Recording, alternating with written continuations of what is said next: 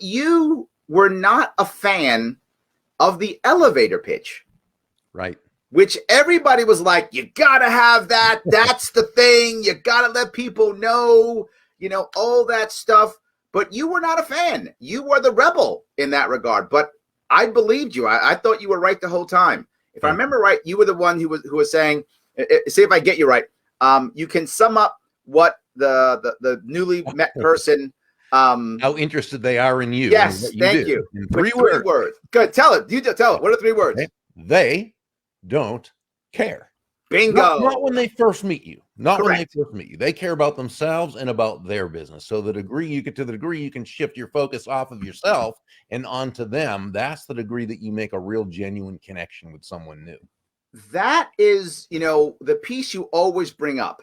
You talk always about focusing on the value of others, focusing on what value you can bring. But I got to tell you, that's hard during this COVID lockdown, right? It's hard when everything is changing. It's hard when our environment has shifted so much, and now we start, feeling that idea of scarcity, right? It's hard. Sure. Yeah. Well, I agree with you. And, it's human nature that when you start to panic a little bit, you turn inward. Yes. And you start going into survival mode. And I mean, this is, began with our ancestors, the cave, in the cave person days. Sure. Every day was literally, not figuratively, literally a fight to survive the day. Absolutely. Right. So, we don't have that same existential danger, of course, but it's been hardwired into our DNA big time. And so, some people feel it, don't they? Don't they feel like that's what's happening, right? And I guess what I'd ask you is, if someone's coming to you saying, Bob, I get what you're saying. I want to provide value. I do.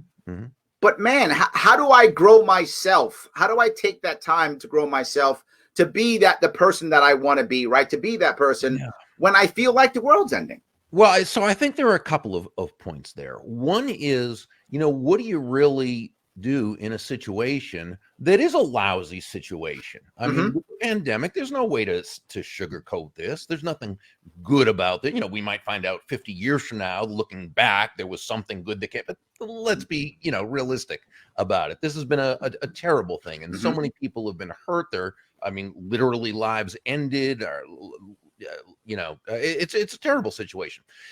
And I think, and I remember Harry Brown, who was really one of my heroes. He might have been before your time, Larry. I'm a little older, but Harry was just, to me, a guy who really understood how life worked. He understood human nature. He respected human nature. He worked within, and he always said, that successful people deal in truths. Okay. Right?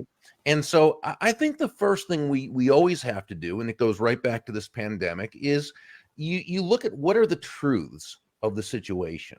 And the fact is, there are certain things we cannot do. Right.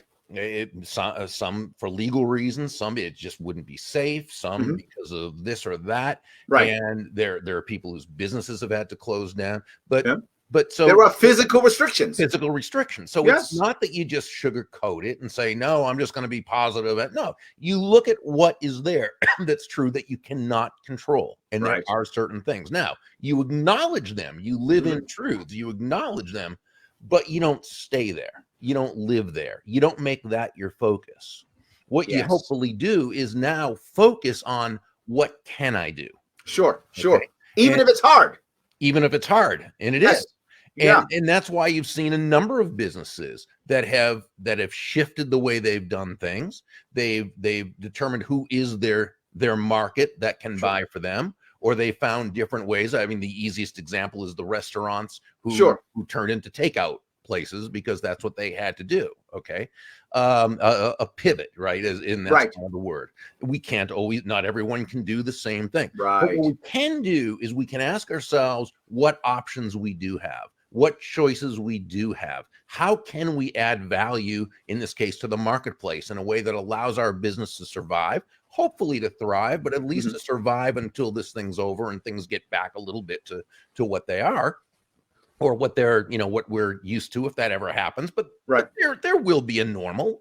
It may not be the same as it was, but there will be one.